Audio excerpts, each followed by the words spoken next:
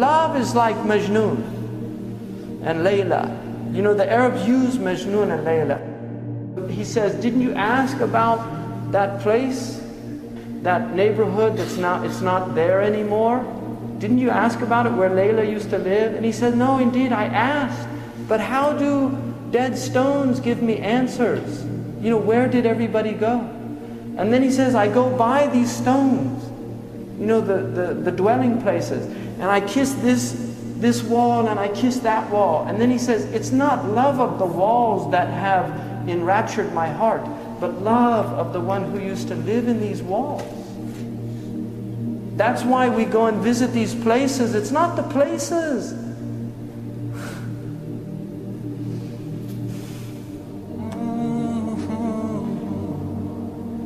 It's the beloved. He was there. That's why we go there. Because he walked there.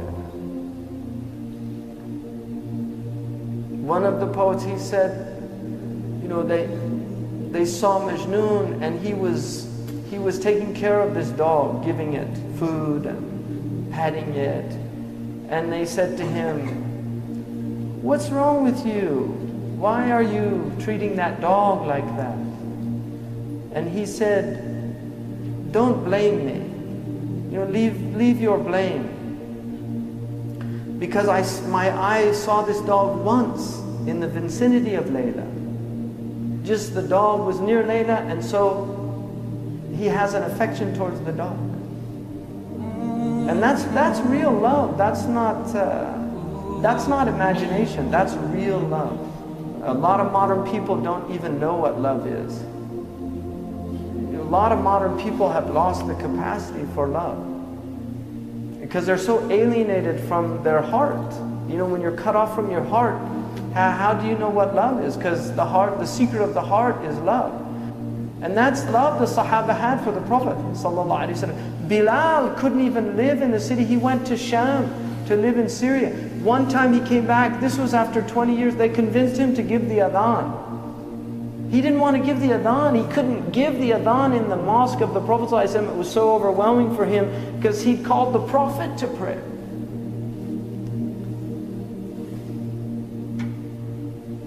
So he gave the adhan and people came flooding out of their houses in tears,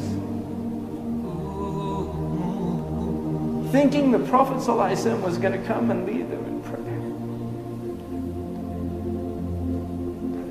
Because that, even after 20 years, that's how connected their hearts were to the Prophet ﷺ. That's love. That was the state of these people. It was a state of mahabbah. You cannot love Allah without loving what Allah loves. You don't love the beloved without loving what the beloved loves. When Abu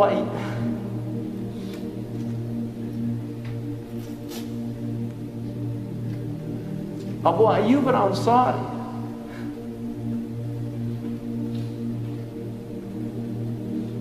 when the Prophet ﷺ came to Medina and he said to let the camel go, when it came and then ascended at the point, alighted at the place where the masjid is now, Abu Ayyub took the bags of the Prophet. And because everybody wanted the Prophet ﷺ, but Abu Ayyub took the bags. And the Prophet said, a man is with his luggage. He was so diplomatic, he didn't want to offend anybody. And so he went into the house and Abu Ayyub put him on the bottom floor because he wanted to honor him. It's easier to be on the bottom floor than on the top floor. You have to walk up the stairs. You can't go out as easy. He wanted him, so he and his wife went up. He couldn't, he became so constricted because he was, I don't want to put my foot where the head.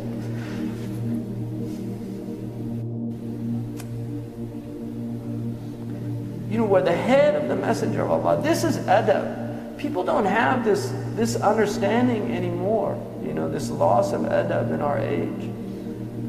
So he went and he asked the Prophet, please, we can't stay above you. And so the Prophet changed places with him. And then he would bring the food up.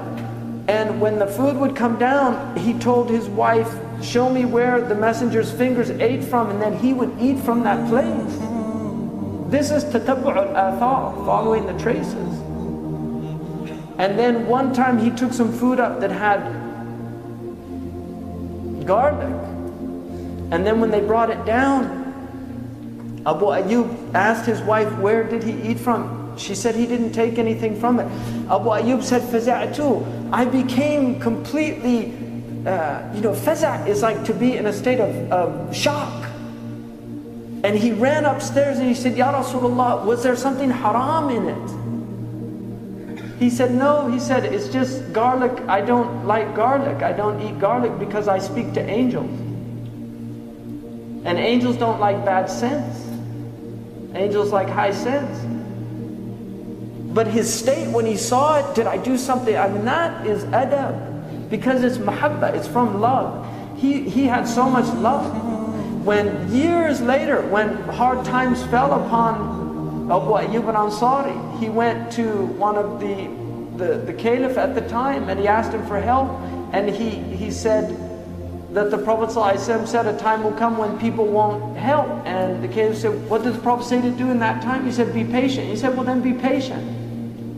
He needed help and he left. He went to Ibn Abbas in Iraq and he went into his house and he said, Wallahi. And this is years after he said, I'll do today what you did on that day. He emptied his house, he gave it to, and then he gave him a big gift. Oh, Ibn Abbas was very wealthy. He gave him a big gift of money and treated him the same way as that's love. You love the one who loves the beloved. You love the one who loves the beloved.